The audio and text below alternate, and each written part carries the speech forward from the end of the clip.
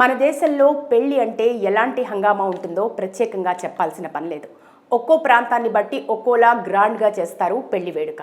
అయితే వాటిల్లో కొంత క్రియేటివిటీని కూడా కలుపుతూ ఎవరూ చేయని కార్యక్రమాలను కూడా చేస్తూ నెట్టింట వైరల్గా మారుతూ ఉంటారు.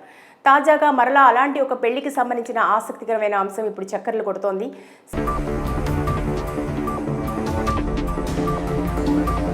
సాధారణంగా మనం పెళ్లికి వెళ్తున్నామంటే మొదటగా అబ్బాయి అమ్మాయి ఎవరని మాట్లాడుకుంటాం. ఆ తర్వాత కట్నాలు కానుకలు. కానీ పెళ్లికి వచ్చిన వారు తర్వాత ఇవేవి గుర్తుంచుకోరు. పెళ్లిలో పెట్టిన భోజనం గురించే మాట్లాడుకుంటారు. అలాంటప్పుడు మనం పెట్టే భోజనం ఎలా ఉండాలి?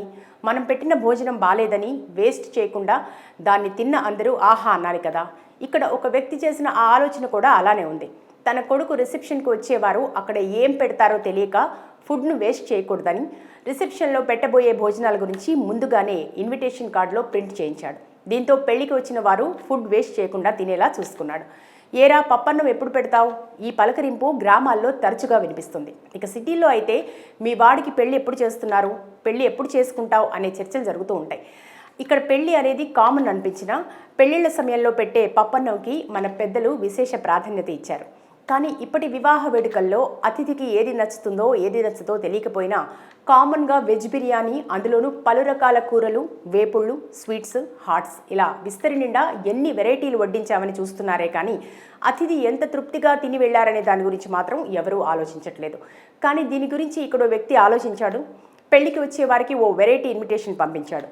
ఏలూరు జిల్లా కొవ్వూరు మండలం పసివేదల గ్రామానికి చెందిన కోడూరి లక్ష్మీనారాయణ అనే వ్యక్తి తన కుమారుడి వివాహం రిసెప్షన్కు వచ్చే అతిథులు సంతృప్తిగా తిని వెళ్లేందుకు వినూత్నంగా ఆలోచించాడు. రిసెప్షన్లో ఏమేమి వడ్డిస్తారో అనేది ఆహ్వానితులకు ఇచ్చే ఇన్విటేషన్ కార్డులో ముందే ప్రింట్ చేయించాడు. అంతేకాదు వారు పెట్టే విందు భోజనం విశిష్టత కూడా అందులో రాయించాడు. రిసెప్షన్కి వచ్చేవారు ఫుడ్ నచ్చక ఆహార పదార్థాలు వేస్ట్ చేయకుండా ఉండేందుకు, వచ్చిన వారు సంతృప్తిగా తిని వెళ్లేందుకు లక్ష్మీనారాయణ ఇలా వినూత్నంగా ఆలోచించారు. మన సాంప్రదాయంలో పెళ్లి కేవలం పురుషుడు స్త్రీని ఒక్కటిగా చేసే వేదిక మాత్రమే కాదు. ఈ సందర్భంగా నిర్వహించే ప్రతి కార్యక్రమానికి తగిన ప్రయోజనం ఉంటుంది. కొందరు పెళ్లి మంత్రాలను, భార్యాభర్తల సంబంధం తెలియజేసే సందేశాలను పెళ్లి కార్డులో వేస్తే మరికొందరు విందు భోజనం విశిష్టత ప్రస్తావిస్తారు. ఏది ఏవైనా వివాహ భోజనంబు వింతైన వంటకంబు హహాహ నాకే ముందు అంటూ ఘటోత్కచుడిగా మెప్పించిన ఎస్వీఆర్ పులిహోర, గారెలు, లడ్డూలు ఇలా ఎన్నో రకాల వంటకాలు ప్రస్తావించారంటే అప్పట్లో వాటిని సాంప్రదాయంగా పెళ్లిలో వడ్డించారనే విషయం మనకు తెలుస్తుంది. ఇక కోడూరి లక్ష్మీనారాయణ విందు భోజనం ఎలా ఉంటుందో అనే ఆసక్తి సర్వత్రా వ్యక్తమవుతోంది. ఈయన గతంలో బీజేపీ ఉమ్మడి పశ్చిమ గోదావరి జిల్లాకు అధ్యక్షుడిగా పనిచేయడంతో రాజకీయ నాయకులు సైతం ఈ విందుకు భారీగా హాజరైనట్టు చెప్పుకుంటున్నారు. ఏది ఏవైనా ప్రస్తుతం ఈ వెడ్డింగ్ కార్డ్ సోషల్ మీడియాలో వైరల్గా మారడంతో ఒక్కొక్కరు ఒక్కోలా కామెంట్స్ చేస్తున్నారు. మన దేశంలో పెళ్లి అంటే ఎలాంటి హంగామా ఉంటుందో ప్రత్యేకంగా చెప్పాల్సిన పని లేదు. ఒక్కో ప్రాంతాన్ని బట్టి ఒక్కోలా గ్రాండ్గా చేస్తారు పెళ్లి వేడుక. అయితే వాటిల్లో కొంత క్రియేటివిటీని కూడా కలుపుతూ ఎవరూ చేయని కార్యక్రమాలను కూడా చేస్తూ నెట్టింట వైరల్గా మారుతూ ఉంటారు. తాజాగా మరలా అలాంటి ఒక పెళ్లికి సంబంధించిన ఆసక్తికరమైన అంశం ఇప్పుడు చక్కర్లు కొడుతోంది.